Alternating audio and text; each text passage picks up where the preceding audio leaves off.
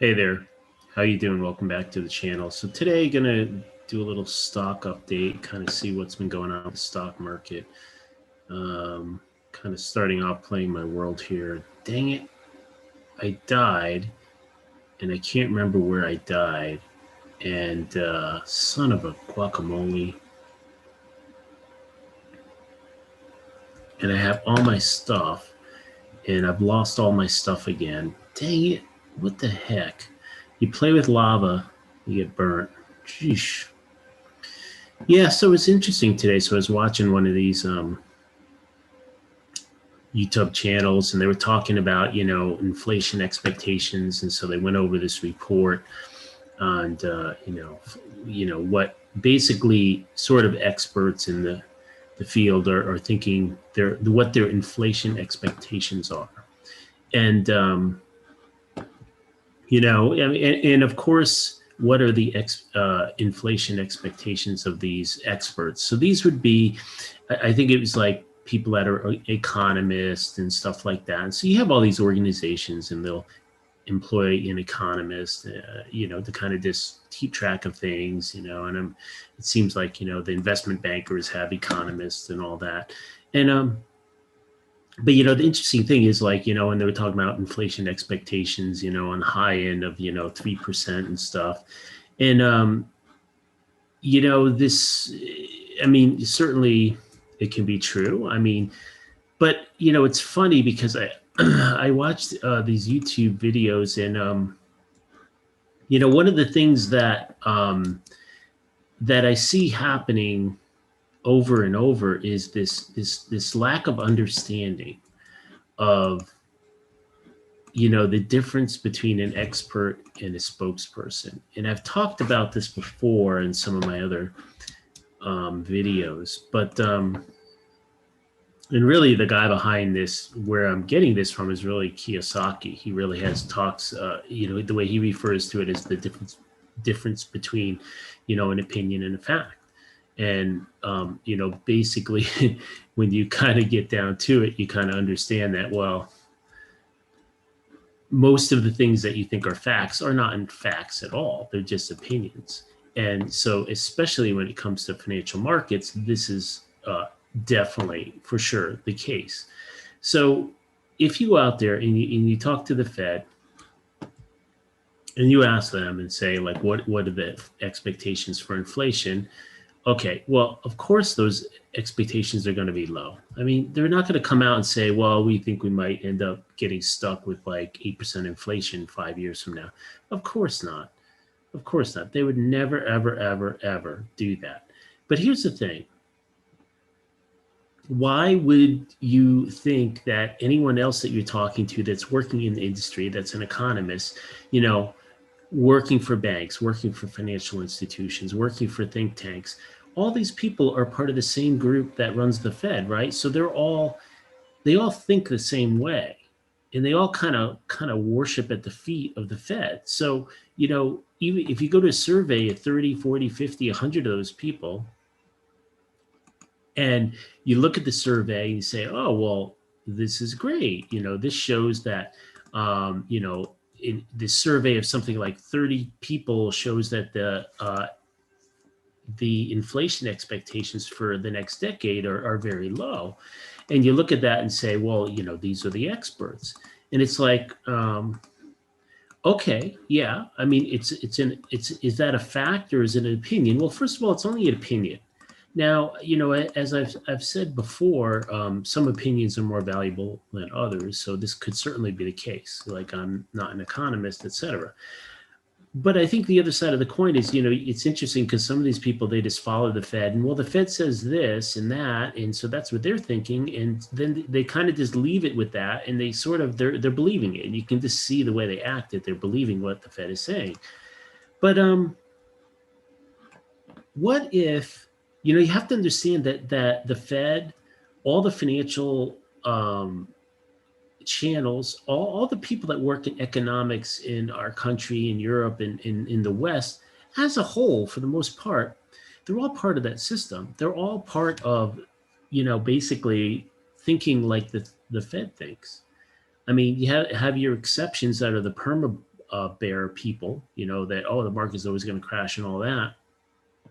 But the rest of them are all like, they're all on the same page. Not one of them is going to be able to say, like, and figure out that, like, well, there isn't risk of actually all this money, all these bank reserves that are being created. There is an actual risk that we may have higher inflation than you expect. I mean, of course, the Fed will call it transitory.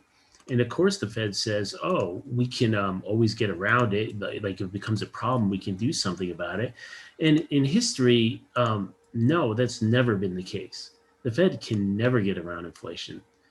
I mean, the only case that I'm aware of is when Volcker came in and he kicked the crap out of inflation. And this was like after the 70s. So what happened was, we went off the gold reserve and we started printing money like crazy. We had several things going on. You had the late 60s, early 70s. What was going on? Well, we had the, essentially huge guns and butter program, which was like, we were still fighting the Vietnam War, spent incredible amounts of money on that war, in addition to having all these other social programs that we were enacting. So we were spending money like crazy. And of course, what was happening at that time, people, and it's really interesting because, there's this misconception that, I don't know, like a lot of Americans and French, there's kind of not on the best terms in terms of countries, but, this is one of the cases where Charles de Gaulle, he was the president and he was one of the guys that, like, look, you guys are out of control. Now, why was he upset? Because he's like, look, at the time, France was a big exporter to the US and export a lot of wine. And what is the US doing? The US is paying in dollars, and that's fine as long as you back it to gold. But he was smart and he knew, like, hey, you guys just took yourselves off the gold standard and you're printing all this money to fight all these wars. It's kind of like really odd and interesting, right? Because France had just gotten out of Vietnam and we went in there, right? I mean, it's a really interesting thing because, it's like, okay, France, they lost at Dien Bien Phu, and but it was earlier, right? It was earlier. I think that was sometime in the 50s. In the US, we didn't start really ramping into there until, the mid 60s and stuff. But in the scheme of history, it's a very short period of time. So it's very interesting that, is it like France didn't want to, like, hey, we don't want to spend money? Because think about it. This is what it is. And this is what people don't understand. It's like, and look, this is the Peter Schiffs of the world. This is their view. And once again, they have their own problems, but their view is like, and they have points. They have certain what I consider valid points. It's like, look, at what point does China and all these other countries, like, basically what happened with France? What happened with closing the gold window? Well, it was closed because countries like France were like taking all our gold because they're like, hey, at $35 an ounce, well, I want the gold, and they kept taking it. And the U.S. is what? U.S. is worried, like, we're not going to have any gold left anymore. So they're like, okay, well, we have to stop that. So we closed the gold window.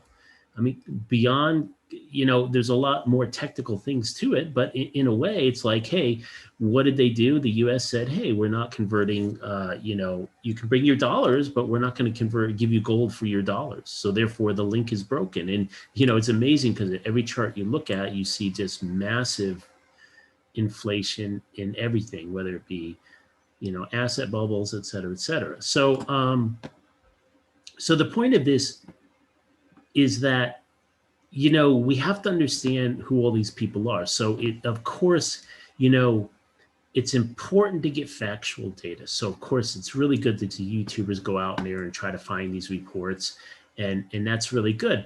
But my concern is that, hey, you're believing all the reports.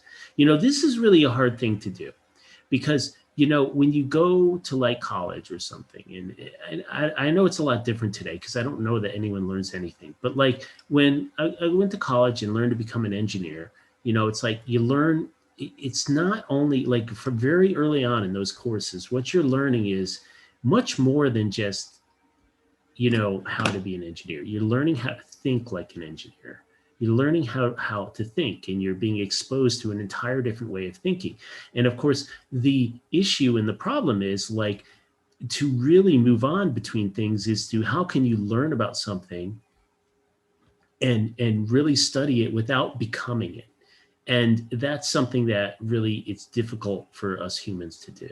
And so the thing that happens with this kind of report and that, there's this misunderstanding that, hey, these people are basically, they're spokespeople, number one. And therefore, well, on one hand, it's really good for you to study and see what they're saying because you're getting, you're putting another data point in there. But the other problem is like, how do you deal with this fact? How much of this do you read and study before you become what you've read? How can you maintain a element of distance and closeness such that you can objectively observe it? So I guess I admit my bias is to like, I tend to think like whatever they're saying is crap. And I think I do that for what I would consider valid reasons. It's like, I've, you know, been around a while. I've been through a few stock market serious crashes. And, there's this, like, I don't understand this current generation, how they think that like, look, the Fed can just solve all the problems, and I know for a fact that they can't. They couldn't even deal with the housing crisis, the financial crisis. They couldn't even deal with it. And they couldn't deal with the tech crash. They couldn't deal with it. They try to do all this stuff, but at a certain point, they're just like the way pushing on a string. They can't do anything. So, we need to get back to that whole issue, with the Fed is like, at some point, will they be able to solve all the problems and keep the market going the way it's going? I don't know. It's a really, I think at some point they'll lose control. And, in terms of when you're looking at data, this is always the problem. People look to like the Fed and like, well, if we want to know how the economy's doing and how everything's doing, well, we're going to go listen to a Fed chair speech, right? And it's like, well, no, you're going to know less about what the economy's really doing because they don't have any idea. They're spokespeople, so they're just going to tell you what they need to tell you to keep you bought into the system that they have. That's all it is.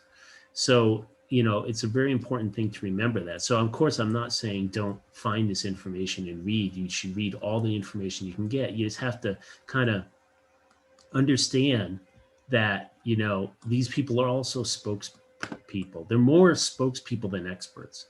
I mean, the chair of the Federal Reserve is not necessarily really a financial expert. They're more of a spokesperson. I mean, their main job is to just keep everyone happy enough so that the system doesn't implode under the massive amounts of debt that we have. So, yeah, so I saw that out there. So that was just some comments on that. You do have to kind of be, a little bit skeptical. I mean, it's nice to be, if you can be skeptical without being too skeptical. So it's not, you don't want to make it too much work. So I think that's it for this one. Just be careful out there. Be careful who you're listening to. Be careful to the experts. Experts they are experts, but they're more likely, they may be probably 90% spokespersons, spokespeople, rather than experts. They're probably 10% expert and 90% spokesperson. That's especially when you're dealing with the Fed and all the economists. They're all spokespeople for the way things are and preserving the system. All right, that's it for this one. Bye.